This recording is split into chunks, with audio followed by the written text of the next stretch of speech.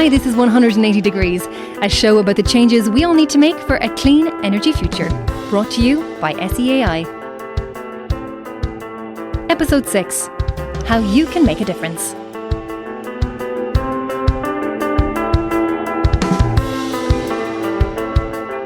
Hello everyone, and a big welcome to my guests.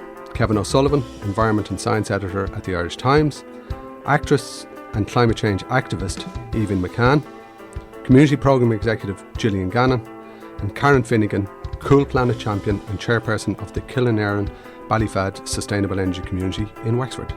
Hello, and a big welcome to you all. Hello. Thanks for having me. Hey. Thank you. Thanks. Broad grins all round. We'll wipe them off shortly.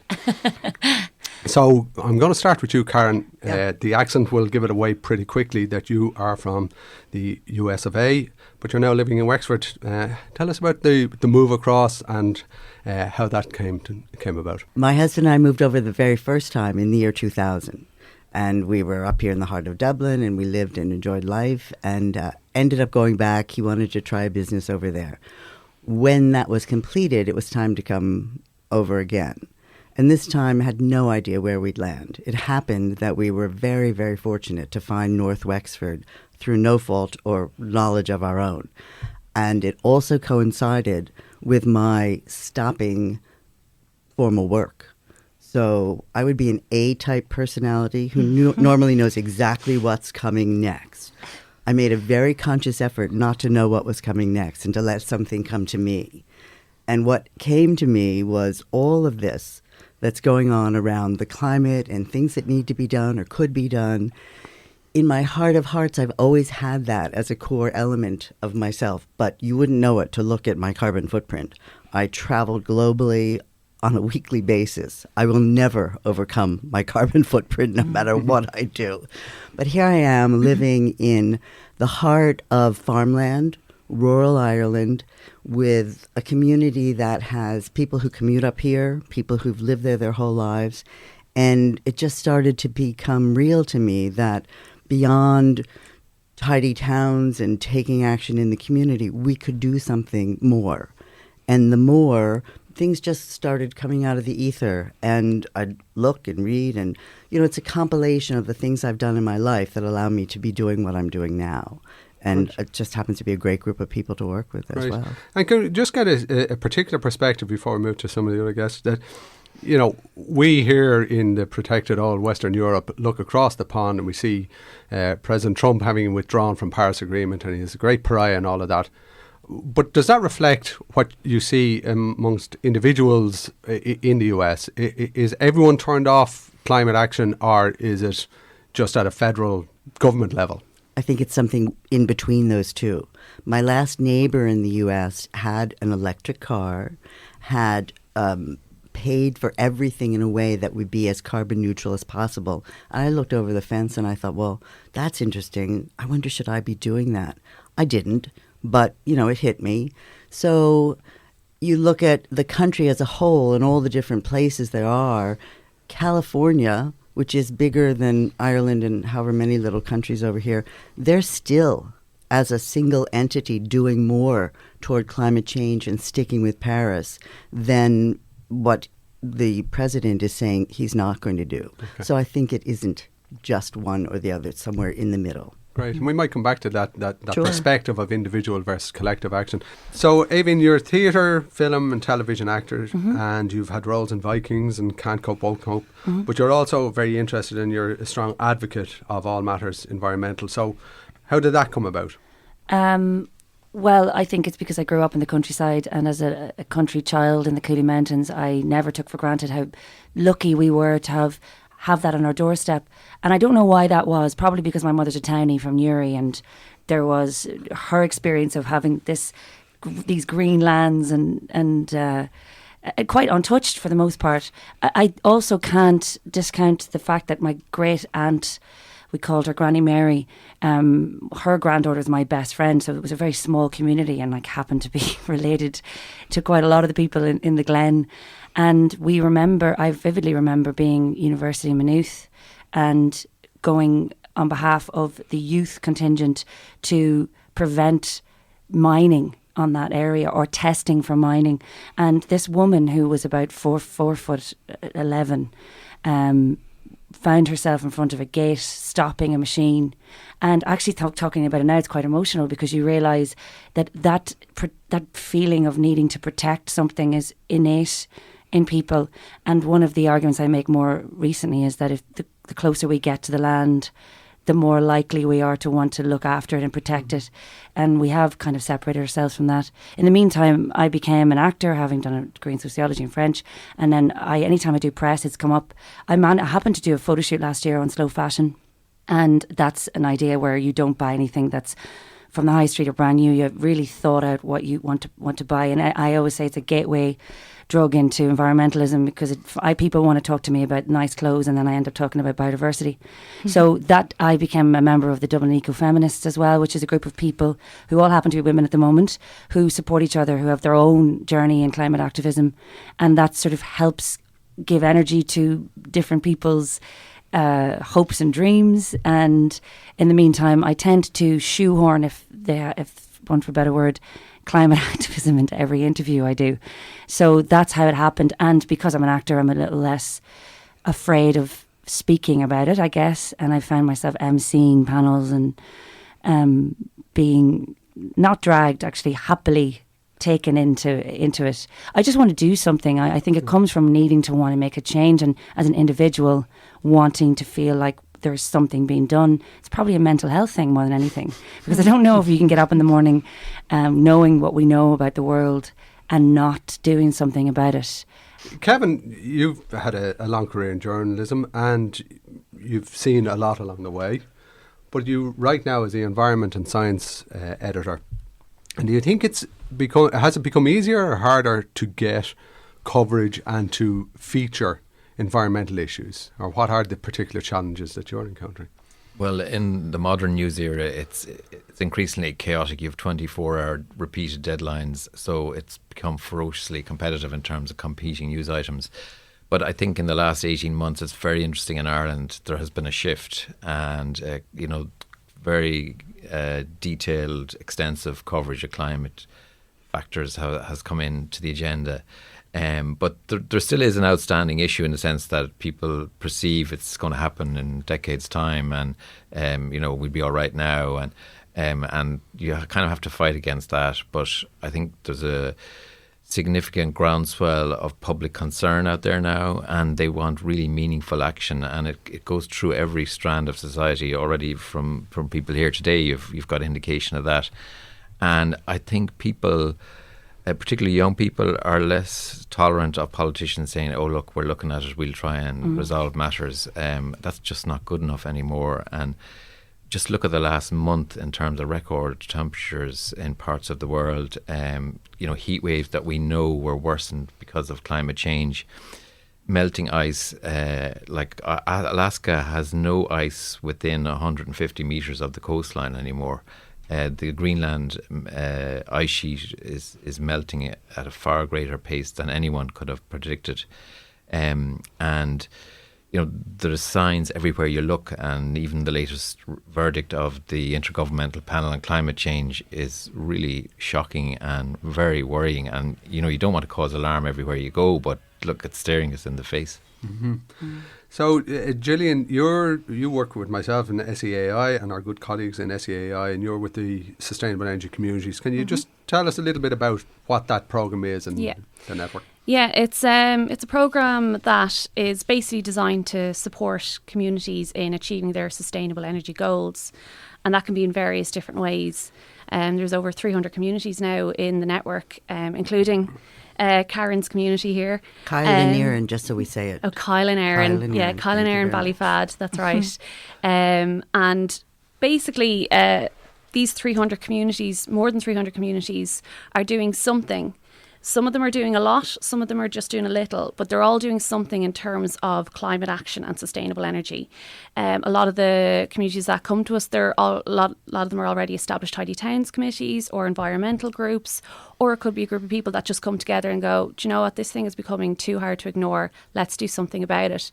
And the interesting thing is we get an awful lot of people coming to us, and they're looking at the legacy that they're going to leave in their community and looking at the future generations, and it might be they're looking at the face of their own children or their grandchildren, and they're going, we can't just sit here and do nothing anymore, and they want to become very active. And the sustainable energy thing has obviously been around for a long time, and even the last few years, the motivation for joining the network has changed. Beforehand, it could be about saving money, it could be about making buildings more comfortable and healthier. That's all great. Now the main motivation is climate action. And off the back of that, we're not only seeing more groups join the network, but they want to do a huge amount, and they have that ambition and that energy. Like you talked about energy earlier, it is this energy and something that Karen has in spades. And it's a really good thing to see. And bringing it back to the question of can individuals make a difference, I suppose I'm in a very, very, very lucky and privileged position that I get to see that every day. And I don't doubt that for a moment. Okay, cool. And I got my first rebuke there for the mispronunciation of the community in North Wexford. Listen, I'm an American. I had to learn how to say it. So. This podcast is about what we can do as individuals. So we sent Ellen out onto the streets of Dublin to ask people what they think. Let's have a listen. One big problem is carbon emissions. So to reduce carbon emissions, we recommend driving less where you could walk. Like I know people that, live at a shop that's like 2 minutes away. If you could walk. I think people should use reusable nappies instead of disposable ones to help landfill. I think that unfortunately what an individual can do is rather limited, even though of course you can try and separate your waste and all that kind of stuff. And of course I'm for doing something on an individual level, but I think industry and other third world countries, they have such a great amount of pollution that whatever we try to do, and I think we're already trying to do much, will be rather limited in effect. Okay, so I think that the supermarkets should scrap all packaging on fresh fruit and vegetables. We don't need it. They can go straight in the shopping basket that you have with you. Don't use plastic straws, but also don't use plastic cups. So there's a lot of different perspectives there that relate to waste, packaging, energy, and what the rest of the world is doing. But can we just start with the current fashionable item to put down, which is the reusable coffee cup, or to pick up is the reusable coffee cup, as distinct from the single-use coffee cup. But people tend to have a perspective, well, now that's me done. I've done that. Who wants to dive in and pick up? What's the challenge there, or why is that? Yeah, well, a lot of people on the streets did talk about plastics and reusables and all that sort of stuff, which is fine, and it's so worth doing. And we can see now, I think it's nearly David Attenborough's Blue Planet 2, that kind of really got that going, amongst plenty of other things. And we're all talking about microplastics. The only thing is about that is that what can that do for climate change? If we're talking, it's an environmental issue, and it's a really important environmental issue. But if you took all the plastics out of the ocean, we'd still have, the planet is still warming. So does that mean to me that people are focusing on this because it's more tangible and easier to understand, or maybe easier to act on, rather than stuff like food and transport and energy, which are the three biggest, emitters of carbon and other greenhouse gases? I would say as well that one of the things that probably started me was that into this whole, I guess, not adventure, it's a nice word to put on it, is that I had a reusable cup, and I do have a reusable cup and a reusable bottle, and I had that alongside me for a year before I really acknowledged the extent of the issue. I was doing my bit, so to speak, and I get texts constantly, you'll be so proud of me, I have this, and now it's become so normal that people know that it's not okay. And one of the worries, one of the pros I think of that is that if we could speed up the realization of what we can do as individuals. I'm going to tangent here. I have to say also that making it about the individual, I find that problematic. It's such a massive issue, and I understand that we do it for ourselves in order to feel like we've empowered, as you were saying, Gillian. It's tangible to feel like you might be doing something yourself, but obviously they're all connected. And for me, plastic it feels ugly, even though I'm using reusable plastic right now. It feels ugly, it feels wrong, it feels like it's not supposed to be near us. That's what it started to feel like recently. And I think that in tandem with the issues we have with biodiversity, that all sort of becomes one. I'm always thinking about oh, where's that plastic going to go? And where did the plastic come from? Where did it come from? Plastic is a fossil fuel. It's a fossil fuel, yeah. So it's, I guess I completely agree with Gillian in that, yeah, like it's a small thing, but it does drive a bigger sentiment, and that is... It's almost like a gateway drug in a sense, you know. That second gateway drug of the yeah, slow fashion and reusable plastic. Yeah. And find it excruciatingly difficult to shop for food these days in the city centre of Dublin without feeling like you just can't buy a sandwich without it being in plastic. Especially, actually, well, I say, when I was on tour last year, being in certain parts of the country, beautiful parts of the country, and finding it literally impossible to get a takeaway sandwich. Again, that's me being a human being who's been used to convenience, and that in itself has been a massive issue. And clearly, like, that's a little example. I take a plastic container that I've had for a long time into the Super Quinn. Yeah. And I say to them, cut the meat, yeah, you know, the sandwich, and put it in that. Yeah, my mum has started doing that. That's a good ploy. Yeah, it is well, it's a fine ploy, but the woman behind the counter, the first one got it.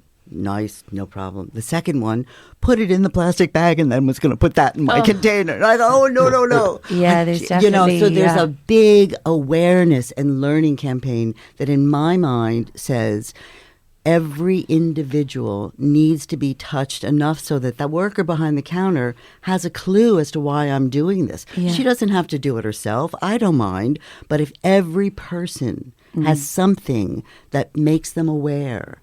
And it could be the coffee cups, the entree to the awareness. Yeah. The entree, but it's easier to have something come next if you've already got the base started. Yeah, so and it's almost like that woman is just, she's on autopilot. She's so used. For sure. Yeah. In a big sense, we're all on autopilot, and autopilot has nearly gotten to us where we are now. But if it is the plastic thing that disrupts that autopilot position that we're in, and maybe starts making us second guess our actions a little bit. Like maybe, Karen, you might have said to her, I don't need that extra plastic there, I have this. Maybe that gets her second guessing her actions going forward.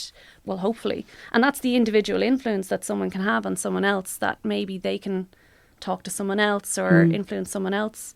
But Kevin, the talk there is of this tangible thing of the plastics, and it's in front of us, and we can see the microbeads on Blue Planet, and we can see landfill.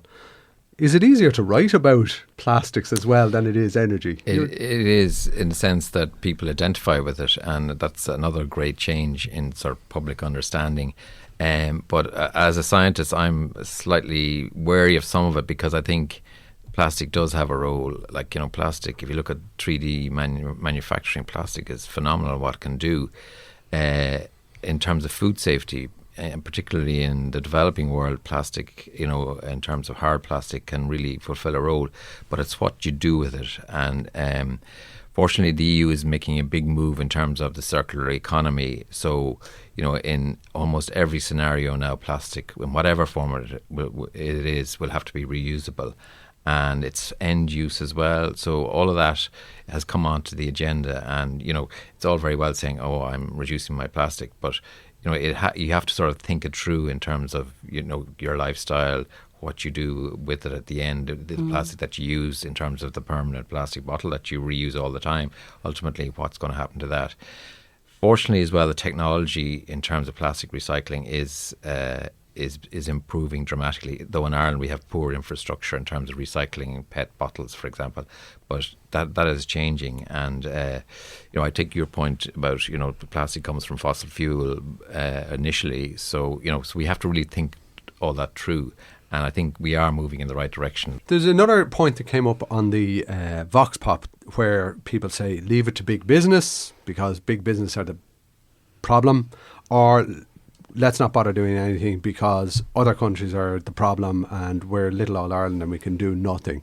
So big business are the problem. Yeah, well, I would say big business is a major part of the problem, and possibly the major part, and then you must include fossil fuel industry in that category. And the scale of emissions that they generate is immense in comparison to the individual. And so that you have to balance up that. But the scale of the whole climate problem is such that everyone has to participate. Everyone has to change their lifestyle, whether it's diet, whether it's plastic, whether it's consumption practices in terms of the family home, whether it's energy consumption, because it's not going to happen without that collective buy-in, and that goes across the developing world in particular. I having just come back from Africa, I think, I see the consequences there for people that haven't a huge carbon footprint, but they're in the direct firing line. So you have to make some account for that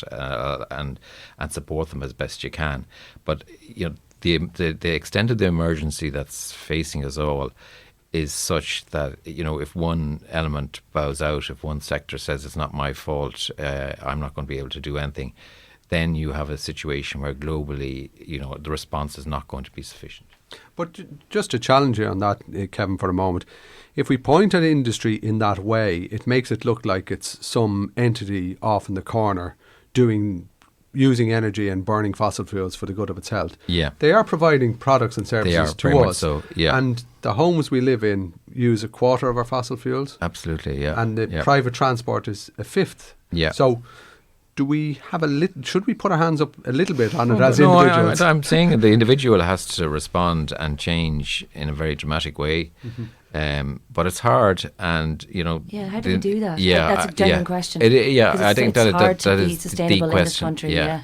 And I encounter people that are just overwhelmed by the issue and almost don't want to talk about it. Then people are sort of overcome by guilt, and then others don't know what to do.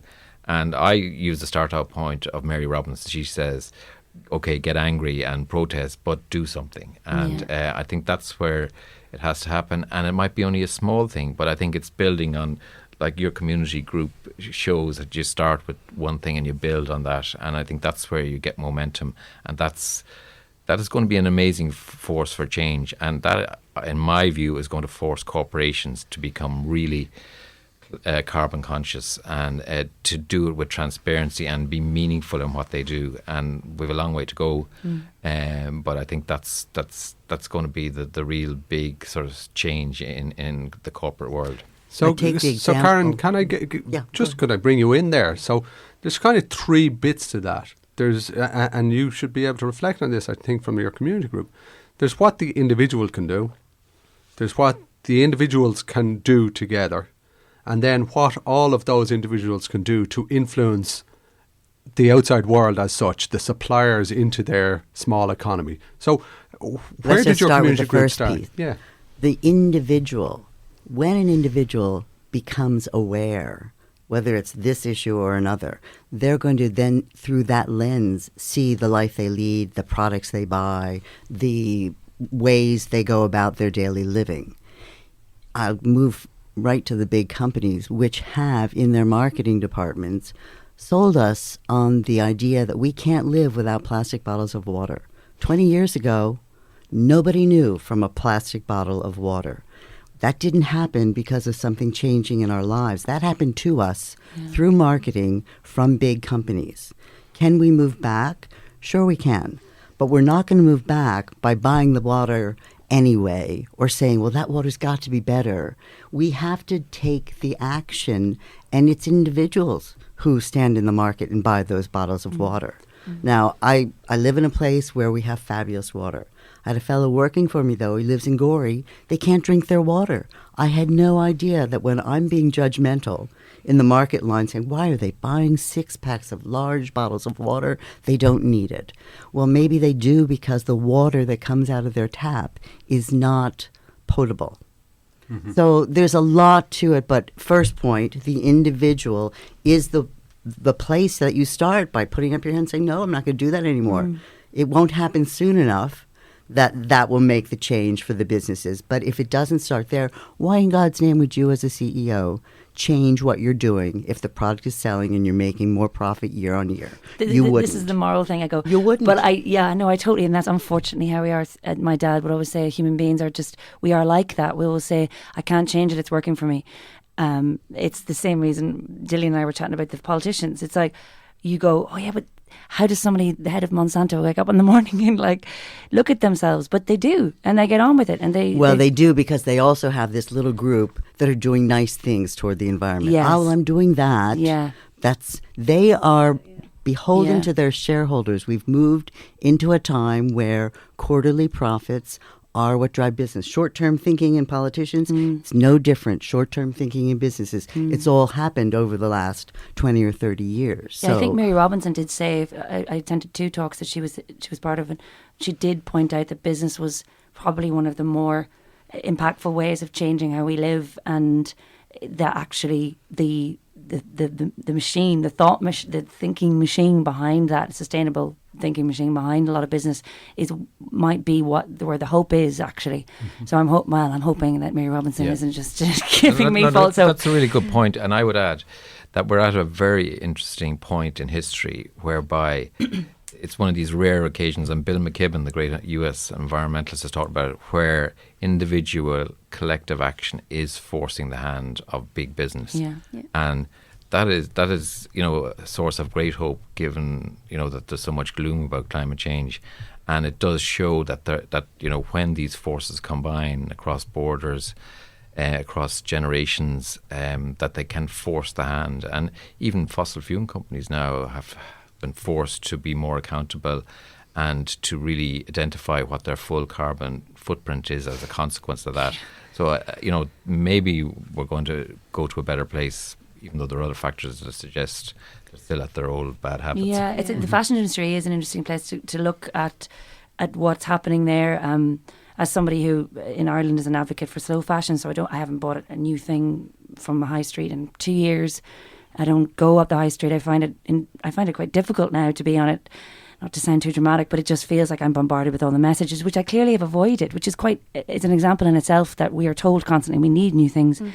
And we know that the pollution as a result of fast fashion, which is, if anyone's wondering, ultimately what you buy on the high street, as something that for the most part gets worn 3 times.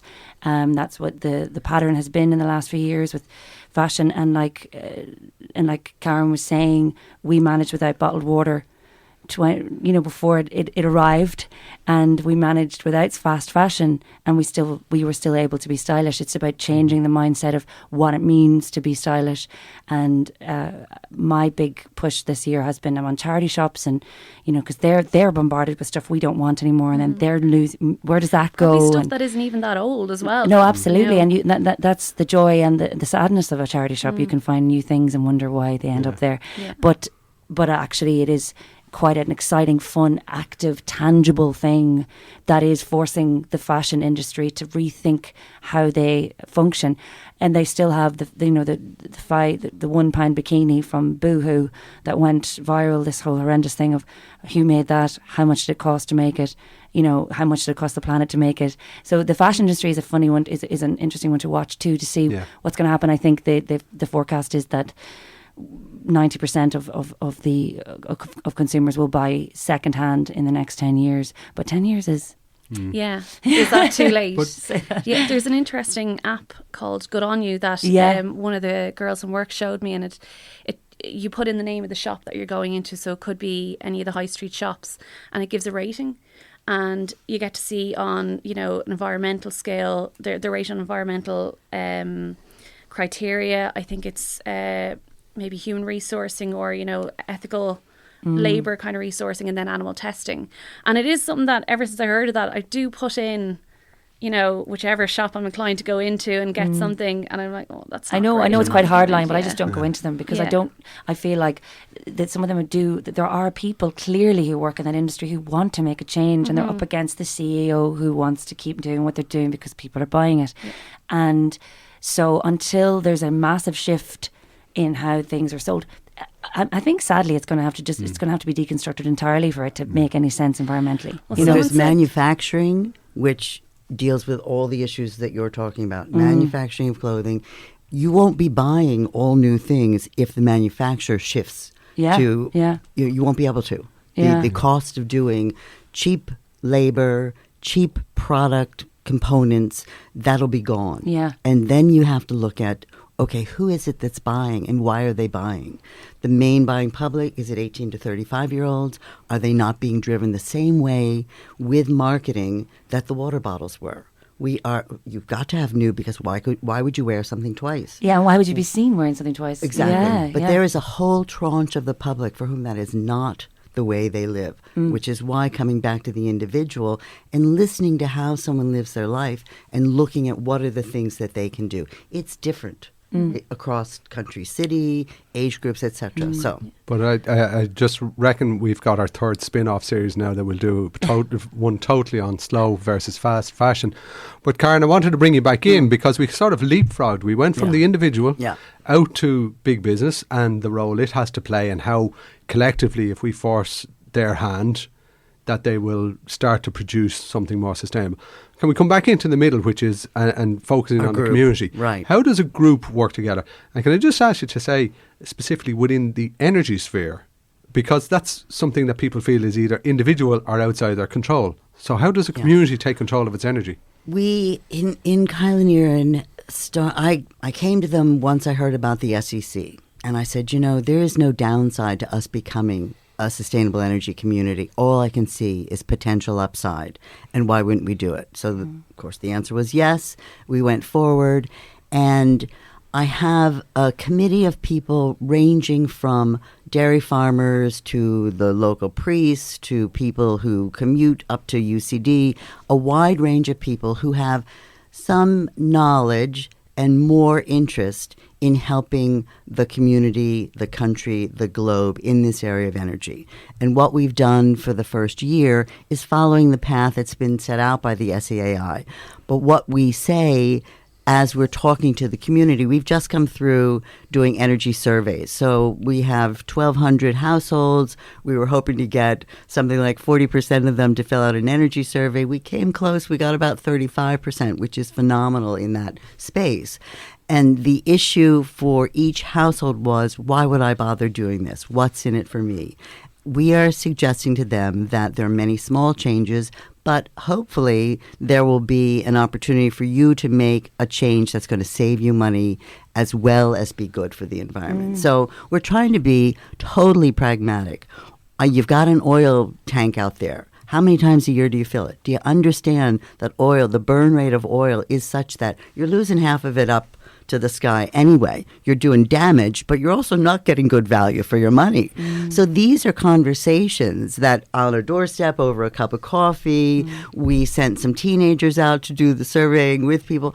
That's where you can get somebody to maybe catch on. They're not catching on to fair trade. They're not catching on to, I want to beat my chest and be part of the climate revolution. But this is going to save me money and actually make my life a warmer house, a safer house, maybe not so much asthma. There are so many ways to attack the energy element of it. So that's what we're trying to do, put together groups of houses, find things that can be done that will improve that householder's life. And if we can touch all of our community and find one thing that they can do that's going to make their life better, why wouldn't we do that in the way that's actually going to move forward and hopefully have at least a few of them get serious about climate change? Yeah. It's like that big dream. Another thing that Queen Mary Robinson has said was, we have to just keep dreaming big, dreaming exciting things about how we could live with what we have and without what we ultimately don't need, or what's doing damage to us on the earth. So it's kind of exciting when you let yourself go there. It's a very positive feeling. It's very energizing. So it's exciting to hear about communities like that. And Karen, you also organised a sustainability fair in February. We did that indeed. And if you want to hear about the power of an individual, listen to this because it's amazing.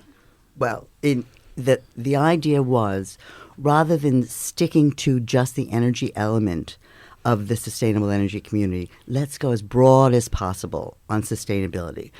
God knows how many people would want to come, who would come along to talk. All of that was 6 months before, had no idea what we'd do. But what we ultimately had was 30 people who took a stall to talk about some element of sustainability. And we had 12 speakers, ranging from Connor Murphy, who is a big speaker. He happens to be from Kilanerin, for God's sake. So he came, and very quietly a farmer whispered to me, yeah, we'll get Connor to come along. He's a pretty good kid. It'll be all right. So, this is how you build it. You build it by doing that. And we had 500 people walk through the door. That was phenomenal. I think we have to look at the next stage, though, because I think you need mass engagement. And like if you just look at the targets for electric vehicles for the next 10 years, almost 1 million EVs, the number of 500,000 houses that have to switch to a heat pump, whatever, all those are huge, huge figures. And if that willingness is not harnessed in terms of engagement with a very flexible, practical process whereby, I can convert my house going to a one-stop shop, I think you're not going to get the scale of climate action that we urgently need. And that, I know that touches on the work of the SEAI in a huge way, but I don't see that coming, to be honest with you, notwithstanding the great success of community groups and SECs as well. That jump, I don't see it coming in the next 2 years. And I don't hate to be sort of pessimistic, but I think there's a likely scenario where our emissions are going to continue to rise, because we've got population growth, we've got increased wealth, unless there's a terrible collapse after Brexit. But I think that's where the next big collective action needs to be, so that we can all avail of the real tangible benefits that you've outlined in terms of community action. Yeah, and it is known those tangible benefits, they're there. At any kind of community or public events that we go to, the most common question that we get asked is, what can I do, or what can I do next? So some might be like, well, I've insulated my home, but I'm not really sure where to go next. And people seem to want this pathway, and they'll do it, even if it costs money, even if it's inconvenient. They will do it, but they're just unclear of what they want to do, or maybe unaware of what they can do. And you do need to look at, there is an awful lot of power that an individual has, both in everyday ways and in the big life decisions. From what you pick to eat, what you choose to eat, from when you wake up in the morning, turn on lights, what transport you choose to do, all those little decisions factor into something bigger. And then you do have your bigger life decisions then as well to think about, like when you're buying a house or a car, or deciding whether or not to have children or how many children to have, or even when to retire. Any of those sort of things do have a carbon emission or a carbon footprint, all our decisions. It's just understanding those decisions, and it can be quite complicated. People do need to be educated on both the impact of their small decisions and their big decisions, and know that every choice does matter, that every person makes, and be empowered to acknowledge that, and to know that their decisions actually do have an impact. Was at a climate change conference that was organised by the EPA there a few months ago, and I forget his name, but there was a really good speaker that was up, and he did say, every year matters, every degree matters, and every choice matters. And I remembered the choice one in particular. And then I went home and I was like, not having meat for dinner. No, I'm going to try and eat whatever I can that isn't meat, basically. But I'm totally on board with all of that. I always, and as somebody who has made changes in my life, I feel like I'm doing it, if I'm honest, so that I can feel like I'm not part of a problem. And what I would love to see, and I'm not entirely sure how it's to happen, how we can create a community or a society where people can actually engage without it feeling like it's a different planet. Because so many individuals would like to be able to do that.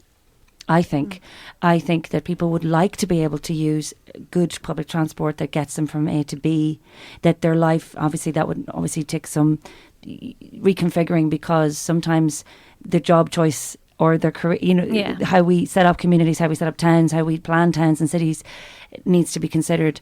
And again, that comes back to the 5-year plan of a government isn't, we can't make big changes if they've done something like put a Lewis track in, and now they can't go under the Lewis track because that costs so much money and all this kind of stuff. So at the end of the day, I'm always wondering, I love the idea of living more sustainably. Obviously, everybody around the table does. But how do we do that? If, you were saying about, we have 2 years, we need to make big changes, but you can't see that happening. But what is the answer? I don't know what it is, and I don't know how we implement it. I actually think, there's a measurable indication of your lifestyle, and then what you're going to do, and you can monitor progress, and that is knowing as best you can what your carbon footprint is. Bingo. And there's no carbon footprint tool in this country. That's true. Yeah, we used one from the World Wildlife Society when we did it at the event, but we need one here. Absolutely, and that will give you an indication of your personal progress, but it also, you can use it to measure against people that you do business with in terms of the fossil fuel industry, and I think that's something that's really tangible and also can hold carbon polluters to book in terms of their activities. Mm. I'd also just wonder, because I rent in Dublin, and so I don't own the house and the infrastructure with them in, alongside probably pretty much most of Stoneybatter in Dublin 7. So I'm thinking, like, if those individuals who had to rent because they have to live in the city to have their careers, if they could make half of them are in a certain bracket, they'd love to be able to live in a house that's more sustainable, but they're not, because they're old factory houses and they just don't have that at the moment. So it's about, I'm just wondering how that shift happens, and genuine question again, to enable people to feel like I can choose a house that's to rent because I can't afford to buy, that's another issue, and it be not part of the problem to the extent it is, because I know that our house is rates so low on energy. I don't even know what the terms are, but essentially I understand that when we burn heat in the winter to stay warm, it's going out the windows, it's not staying within that house. It's almost like you need to join a sustainable energy community, Aoibhéann. Which there is. Trust me, I think that's my next move. I don't know if I can live like this any longer. And you can immediately twin with the one in North Wexford. I know, a very good one. I think rural and urban joining forces. But it's also when I want to build a house where I'm from as well, and I'm trying to figure out what's the best thing to do. Do I build a house? Do I try and buy a house that already an old house that needs renovating? Do I, it's like all of these incredibly... And then you start going into like the life cycle analysis of stuff, and it's just, it almost goes, it's a bit of a head melt. Yeah. There's so much stuff to try to understand that you can only digest so much at a time, and you can only do your best, I think, in so much that you know and that you've educated yourself on, and you'll get to the next part and you'll get to the next part. The question can be, is it enough? And is it enough, even if we're all moving at a fairly okay kind of quick pace, is that still enough? What's enough? What's okay? Exactly. We don't know. Yeah. What is okay? There's the end goal, and I do believe that the positive thing that I see in all of this is, if we all keep moving, it's going to have a ripple effect. Yeah. The ripples will be very positive. Absolutely. And during those ripples, entrepreneurs will come about that we know nothing about right now, with an idea. This is my hope. That'll be a leap. So if we're not all rowing the same way, I'm going to stick with the water analogies here, and the ripples don't keep going, then those entrepreneurs are not going to come forward. Why would they? And it's a 3.5% effect, isn't it?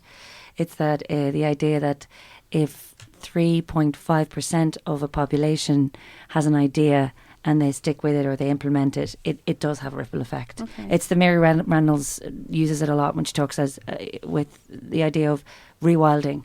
Okay. If 3.5% of the population let their garden go, it becomes more of a norm, and the norm, so... Yeah. I mean, I'm not doing it justice. You can accept the limitations that an individual has in terms of the direct stuff that we can do. You can only do so much. But you can't underestimate that ripple effect. That's the thing that's endless. That's the thing that keeps always going. The concern is, I'm not to be pessimist, but I'm on board with the ripple effect, obviously. Yeah. But it's that how strong are those ripples? Yeah, and how fast are they moving? I think we're getting into something very dodgy here. Yeah. Because I was trying to avoid finishing on Gillian's head melt. I got 3.5% of hopefulness. Then we get pessimism. Yes, I'm sorry. But I think we're going to call a halt to it. That is as much as we have time for today. I am smiling, by the way. So everyone is smiling. So I think there is a bit of optimism and hope around the table. Yeah, there is. My thanks again to my absolutely wonderful guests, Kevin O'Sullivan, Aoibhéann McCann, Gillian Gannon and Karen Finigan. Until next time, goodbye. Thank you, Tom.